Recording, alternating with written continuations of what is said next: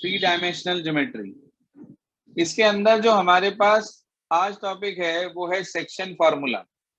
Section formula basically class 10th का topic है आपका। इसके अंदर होता क्या है, आपके पास एक लाइन सेगमेंट है जिसके ऊपर मान लीजिए कहीं कोई पॉइंट पी है जिसने उसे m/n में डिवाइड कर दिया। पिछले साल तक आपने ये पढ़ा था कि ये पॉइंट सिर्फ लाइन के ऊपर ही हो सकता है, लेकिन इस साल हम ये पढ़ेंगे कि ये पॉइंट लाइन के बाहर भी हो सकता है। तो इस बिहाफ पर हमारे पास दो तरह का डिवीजन आता है। एक होता है नंबर 1 इंटरनल डिवीजन और एक होता है नंबर 2 एक्सटर्नल डिवीजन। तो आप हेडिंग डाल लें कॉपी में, इंटरनल डिवीजन। इंटरनल डिवीजन का मतलब ये हुआ कि point lies on the line segment. ये पॉइंट P हमारे पास है जो इस लाइन सेगमेंट AB के ऊपर है और उसे m/n में डिवाइड करना है। तो इसका फॉर्मूला क्या होता है वो लिख लें अपने पास। x का फॉर्मूला होता है इधर की रेशियो उधर का पॉइंट, यानी कि mx2 plus nx1 upon m plus n। ऐसे ही y is equals to my2 plus ny1 upon m plus n। और ऐसे ही z is equals to mz2 plus nz1 upon m plus n। ये वो फॉर्मूला है जो हम यूज करते हैं इंटरनल डिवीजन के लिए। लेकिन अगर मान लीजिए एक्सटर्नल डिवीजन का केस आ जाए, जी हाँ सर, एक्सटर्नल डिवीजन, तो इसमें क्या होता है ध्यान दीजिएगा। आपके पास एक लाइन सेगमेंट है AB, कोऑर्डिनेट है x1 y1 z1 और x2 y2 z2। आपसे ये कहा जाए कि एक पॉइंट है जो इस लाइन के प्रोड्यूस होने पर लाई करता है P पॉइंट पर, यहाँ पर इस तरीके से कि AP रेशियो PB हमारे पास वही m/n है। तो जो इस पॉइंट P के कोऑर्डिनेट है जिसे मैंने XYZ कह दिया फिलहाल, उसका फार्मूला हमारे पास होता है mx2 minus nx1 upon m minus n। ऐसे ही y is equals to my2 minus n1 upon m minus n। और बिल्कुल इसी तरह से हमारे पास z का फार्मूला होता है mz2 minus nz1 upon m minus n। ये ध्यान रखना, इंटरनल और एक्सटर्नल डिवीजन वो लिख कर देगा, find the point which divide the given line segment in the ratio 2:3 externally या 2:3 internally. Accordingly, you have to apply the formula. In case of internal division, you have to apply these formulas, and in case of external division, you have to apply these formulas. Is this clear? Yes, sir. Yes, sir. Sir एक बार external division बता दो। बेटे external division में सिर्फ point line segment के बाहर होता है, पहली बात। दूसरा, प्लस की जगह पर माइनस आता है ऊपर नीचे, बस इतना सा फर्क है और कुछ नहीं। Is this clear? Yes sir. चलिए, अब इसके बाद कई बार ऐसा होता है कि हमें रेशियो फाइंड आउट करनी होती है और रेशियो हमें गिवन नहीं होती। तो आप लिख लें अपने पास, if ratio is not given, if ratio is not given and we have to find ratio,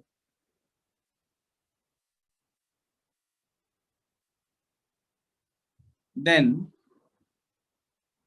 we consider the ratio as k/1। क्या मानते हैं हम बेसिकली रेशियो को? k/1।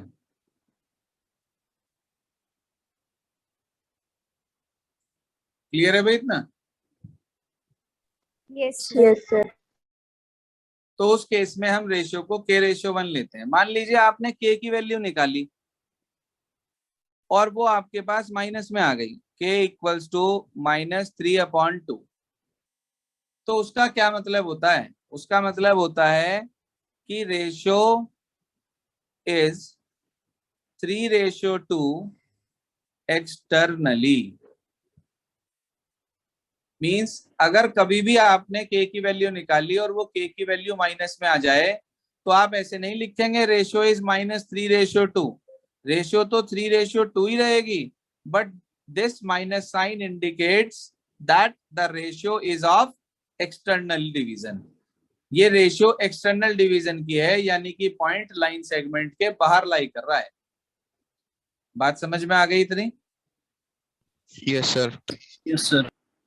ये बेसिक फंडामेंटल आपके पास है सेक्शन फॉर्मूले का। Internal division, external division, ratio नहीं पता होगी तो k/1।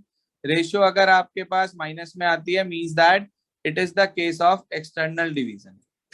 नाउ जी सर एक्सटर्नल डिवीजन की रेशो, दोबारा बोलिए प्लीज। सर एक्सटर्नल डिवीजन की रेशो है वो हमेशा माइनस में ही आएगी। हाँ, एक्सटर्नल की रेशियो माइनस में आती है और ये माइनस साइन ही बेसिकली शो करता है कि एक्सटर्नल डिवीजन है। नहीं, माइनस में आएगी नहीं संस्कृति। आपने अगर k की वैल्यू निकाली तो वो माइनस में आएगी। बुक में अगर वो आपको देगा 3/2 एक्सटर्नली तो वो लिख कर देगा कि it is the case of external division. Okay sir.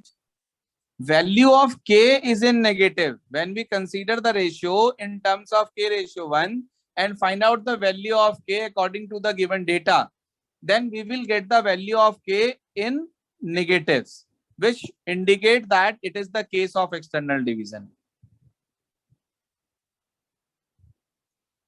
May I proceed sir. further? Yes sir. Yes sir. Okay. So now we move to the next topic, which is midpoint formula.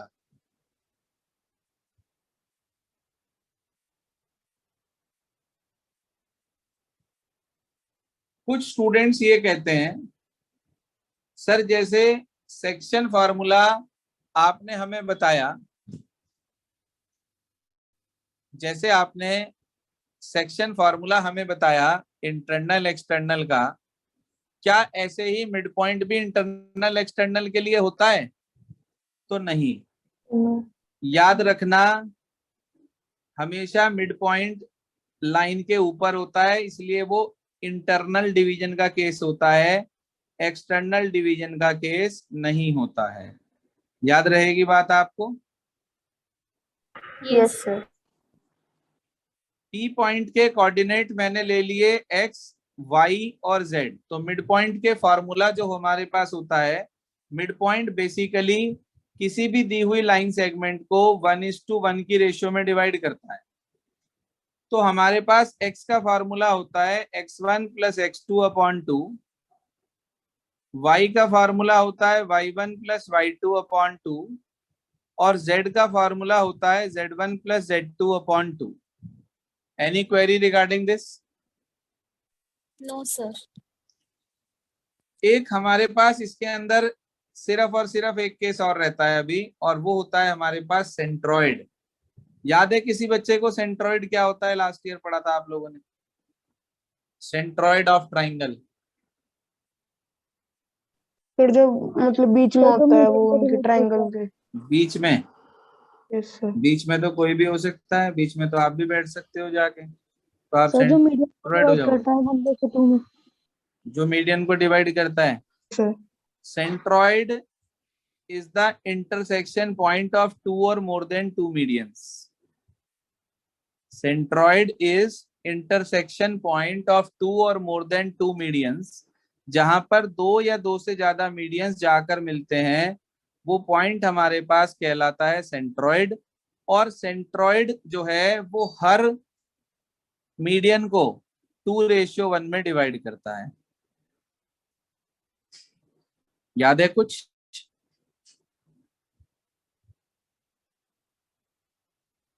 अगर आपके पास coordinates मान लीजिए x1 y1 z1, x2 y2 z2, x3 y3 z3 हैं, तो उस case में जो centroid के कोऑर्डिनेट हैं वो निकलते हैं x1 plus x2 plus x3 upon 3, y equals to y1 plus y2 plus y3 upon 3, और z is equals to z1 plus z2 plus z3 upon 3. It is the formula to find out the coordinates of centroid of any triangle with the vertices x1 y1 z1, x2 y2 z2 and x3 y3 z3. Is this clear? Yes, sir. Yes sir. अब कुछ बातें जो आपको पहले से मालूम है, जैसे xy प्लेन पर कौन सा कोऑर्डिनेट 0 होता है? Z सेट कोऑर्डिनेट z 0 होता है। ऐसे ही yz प्लेन पर X एक्स 0 होता है। ऐसे ही zx प्लेन पर Y y 0 होता है। ठीक है, कुछ बातें जो आपको बेसिक में बताई गई थी पहली एक्सरसाइज के अंदर, उसे जरूर याद रखें। और जितना मैंने आपको आज बताया है उसके बिहाफ पर आज आप ट्राई करेंगे एक्सरसाइज नंबर 12.3। इसमें सिर्फ एक क्वेश्चन ऐसा है जो आपको परेशान कर सकता है कि show that the points are collinear with the help of section formula. उसे छोड़कर या उसे भी ट्राई करने की कोशिश करें एक बार। और प्लस एक मिसलेनियस एक्सरसाइज है, उसके अंदर भी बहुत ज्यादा क्वेश्चन नहीं है, 4-5 क्वेश्चन ही है सिर्फ। तो ये वर्क आप लोगों को आज पूरा करना है। क्लियर है बेटा? Yes sir. Yes sir. बस इतना आप लोग करेंगे आज। इसे कंप्लीट कर लें और ट्राई कर लें, कल हम इसके डाउट्स ले लेंगे। Okay students.